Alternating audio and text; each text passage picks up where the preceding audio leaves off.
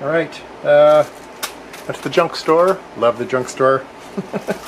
And I went to get some crystals for this board. I have the 6 megahertz crystal in here now, and I see I need a 6.144, and luckily they had 6.144 crystals at the junk store. Yay!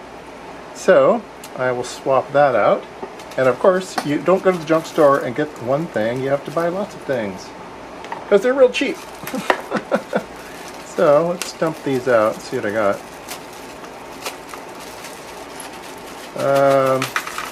Every time I go there I see something different, something I don't need but end up buying anyway. These are the 6.144 megahertz crystals, so great. They had some 36 megahertz crystals, which I didn't have, and this radio uses 36 megahertz in it, so anyway, I got some of those. I got some 74 HCT 573s, which I didn't have any. I got some of those. And then I got a bunch of capacitors. I was loading this board, and it called out 33 picofarad capacitors for the crystal, and I didn't have any. I had big micas, but I didn't have any little ones. I had 22 picofarads in it. They seem to be fine in the circuit. They seem to work great. But they had some 33 picofarads, and so they were 2 cents each. So I figured, well, for 2 cents, I'll get a bunch of those. And then I thought, well, maybe I'll have some other values. So I think I got some 33s, 47s, 100 picofarads.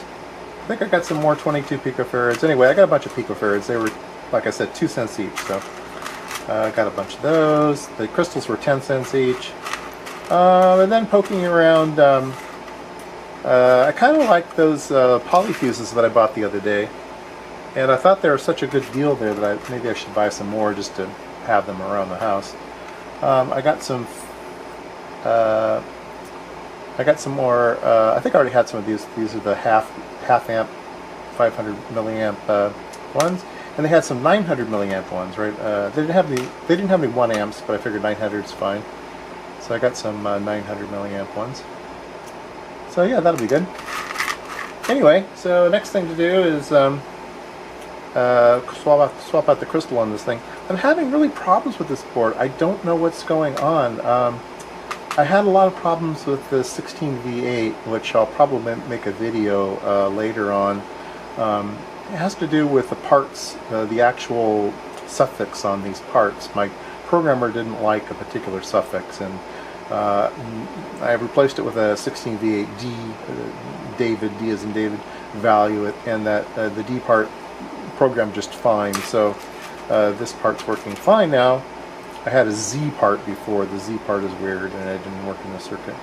But anyway, but I can't get this thing to operate correctly. I don't know what's wrong with it. I don't know if having that funny part in there destroyed something, or whether there's some other error. I think I need to go back to basics and put in a very simple program. Sergey Kislev has some nice programs written that are like really nice programs for bringing up a board. His first program, all it does is toggle these lines, which are the serial data in and out for the 8085, see if that's working. I think you probably only need a few parts in here to do that. And then there's a program that just talks to the UART. So anyway, I think I'll go back to some of those basic programs and see if I can get those to work first. I don't really know what's going on here.